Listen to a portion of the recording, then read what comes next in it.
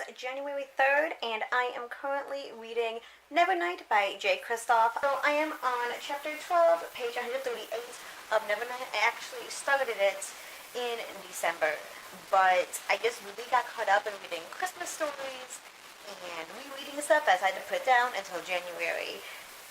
So I'm kind of a little over a quarter of the way through, and it is really good so far. It's really interesting. So it's a fantasy story about a world where the sun is always shining. So that's why it's called Nevernight, because like nighttime never actually comes. There's always sun out.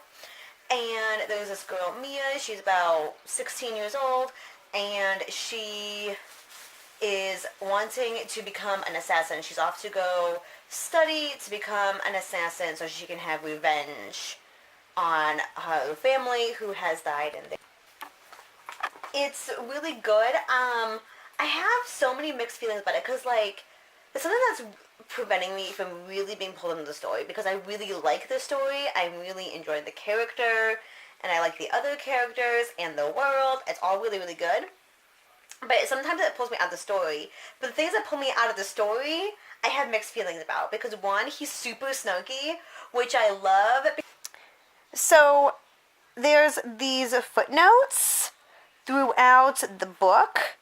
And it's basically just explaining, like, world building or just other, like, little snarky comments and stuff. And they're really, really fun, and I really like it because it's a great way to world build and explain things that you normally wouldn't, like, read about and hear about. And some of the commentary is just super hilarious. But at the same time, it kind of pulls me out of the story. So, yeah. So the things that I'm enjoying that are pulling me out of the story, I have mixed feelings on. So, I have, like, not even 100 pages left of Nevernight. It's January 9th, and yeah, I mean, I think I have maybe less than 50 pages left. I'm not sure I have to count. It took me until about halfway through the book to really get into it. I was enjoying it, but I had mixed feelings, and about halfway through, I was like, okay, yes, I'm enjoying this book, and I think I know the characters better, and now I just feel like my heart's been trampled on. Like, I'm seriously trying not to cry. And the only person I know who's read this book that I can share my feels to is Kirsty. And she's in Australia. And this time difference is I have to deal with this all by myself. Oh my god, like, I'm seriously trying not to cry. And, yeah.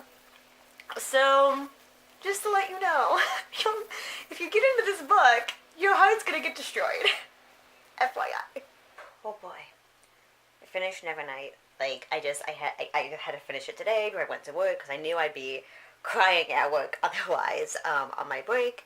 And yeah, wow. So that last third, like, completely sucks you in. Like, it's crazy intense and awesome and heartbreaking. And I'm not crying anymore, so that's good. I think overall I'm going to give it 4 stars.